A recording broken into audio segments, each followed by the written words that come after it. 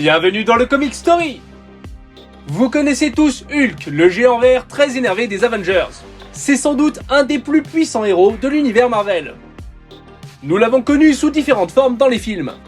Et malgré une raclée infligée par Thanos et des blessures après avoir utilisé le gant de l'infini, Bruce Banner est encore bel et bien en vie.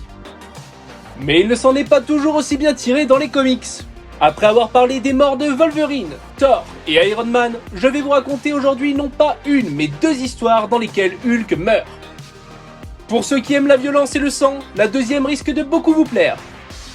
Avant de commencer, n'oubliez pas de liker et de vous abonner à la chaîne si vous aimez ce concept. Je vous raconterai très bientôt les morts du Joker, de Batman, du Punisher ou encore de Captain America par exemple. Attention aux spoilers pour ceux qui ne sont pas à jour dans leur lecture de comics. Ces événements sont issus de comics Marvel très marquants de ces dernières années. Pour les autres, direction les États-Unis où nous allons vivre les derniers instants du Colosse de Jade. La première histoire que je vais vous raconter est issue du comics Civil War 2. Cet événement a été scénarisé par Brian Michael Bendis et dessiné par David Marquez. C'est un comics dont je vous ai parlé il y a peu de temps dans ma vidéo sur la mort d'Iron Man. L'intrigue tourne autour d'Ulysse, un jeune homme exposé à une brume chimique qui le fit devenir un surhomme et le fit rejoindre la race des Inhumains. Les Inhumains, ce sont des êtres issus d'une expérience génétique réalisée sur les hommes par des extraterrestres. Vous avez peut-être entendu parler d'eux grâce à la série télé qui leur est dédiée. Elle a déçu beaucoup de fans de Marvel. Revenons-en à Ulysse. Le composé chimique avec lequel il a été en contact a révélé des pouvoirs extraordinaires. Il est capable de voir l'avenir. Ces capacités entraînent la discorde chez les super-héros. Captain Marvel souhaite les utiliser pour arrêter les criminels avant qu'ils ne passent à l'acte. Iron Man s'oppose à elle, se battant pour la liberté des individus et la présomption d'innocence. Il doute des visions qu'a le jeune homme. Et alors que les héros sont réunis, Ulysse a justement une vision qui apparaît aux yeux de tous. Nos héros sont confrontés à l'horreur. Hulk va bientôt déchaîner sa colère et tous les tuer. Iron Man et Captain Marvel décident donc de rendre visite à Bruce Banner. Ils le retrouvent dans un laboratoire secret et l'invitent à sortir pour aller parler. Dehors, de nombreux héros les attendent. Ils sont prêts à se battre si Hulk surgit. Banner leur explique qu'il a le contrôle du monstre. Ça fait 1 an qu'il ne s'est pas changé en Hulk. Mais les héros piratent son ordinateur. Et il découvre qu'il réalise sur lui-même des expériences à base de rayons gamma. Les super-héros commencent à prendre peur et le mettent en état d'arrestation.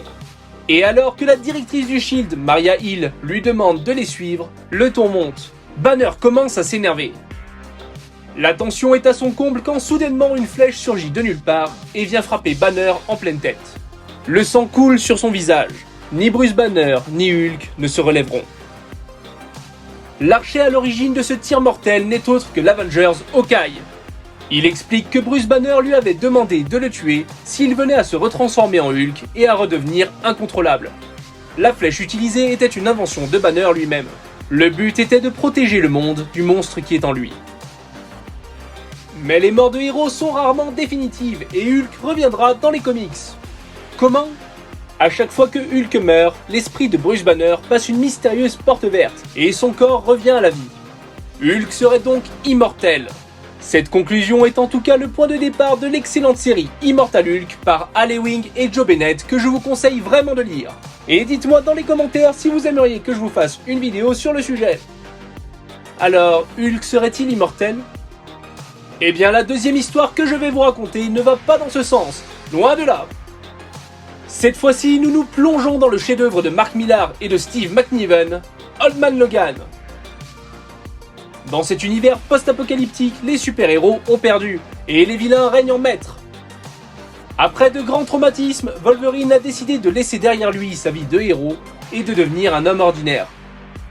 Logan a vieilli, il a fondé une famille et il n'utilise plus ses pouvoirs.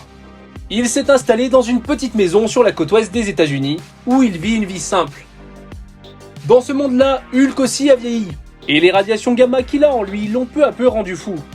Il a cherché à se reproduire, mais aucune femme n'était en capacité de donner vie à l'enfant du monstre vert.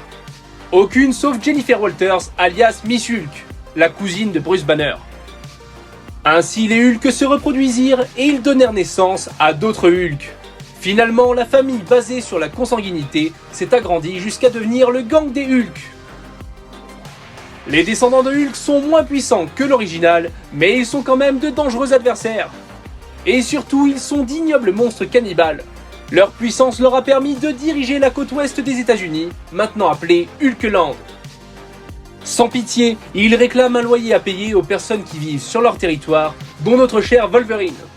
Et en manque d'argent, le héros griffu s'est fait passer à tabac par les descendants de Banner. Il n'a pas bronché pour ne pas mettre sa famille en danger. Plus tard, il a l'opportunité d'amasser une belle somme d'argent en aidant Œil de Faucon dans une mission périlleuse. Logan y voit le moyen de mettre sa famille à l'abri pour un temps. Mais une fois sa mission accomplie, Wolverine fait face à l'horreur. Il découvre à son retour chez lui les corps sans vie de sa femme et de ses enfants. Et c'est le gang des Hulk qui est à l'origine de ce massacre. Après des décennies de calme, Logan fait sortir ses griffes et redevient Wolverine. Il tue violemment un par un les descendants de Banner. Il les massacre jusqu'à finalement arriver au père de tous, notre cher Hulk. Ainsi commence un combat épique durant lequel Banner explique ses motivations à Wolverine.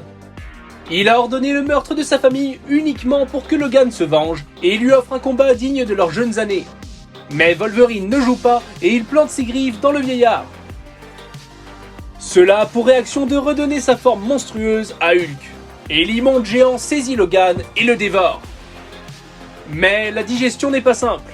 Si les Hulk ont l'habitude de dévorer des gens, ils mangent rarement des personnes ayant des pouvoirs de régénération.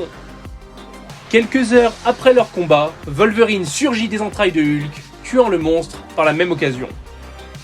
Ainsi meurt définitivement Hulk. J'espère que vous avez apprécié ces deux petites histoires. Si vous voulez plus d'informations, je vous invite à vous procurer ces très bons comics. Les deux sont publiés par Panini Comics et disponibles en librairie. Je vous conseille très fortement de lire Old Man Logan. Vous n'en avez vu qu'une très petite partie dans cette vidéo. C'est un incroyable comics qui figure parmi mes préférés.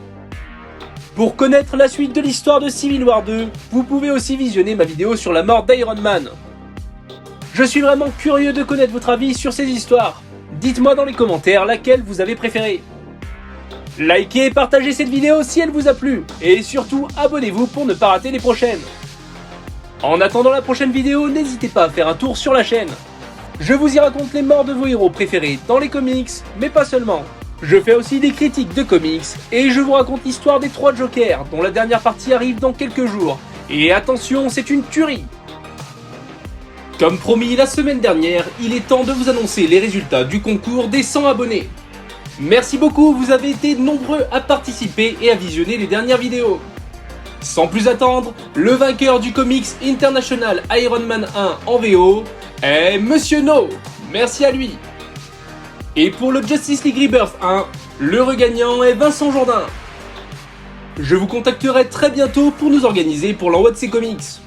Et j'espère qu'ils arriveront à temps pour que vous puissiez les mettre sous le sapin. Pour les autres, ne vous inquiétez pas, vu la forte augmentation des abonnés de la chaîne, de nombreux concours arrivent très vite. Alors abonnez-vous pour ne rien rater. Merci pour votre soutien, pour vos commentaires et votre bienveillance.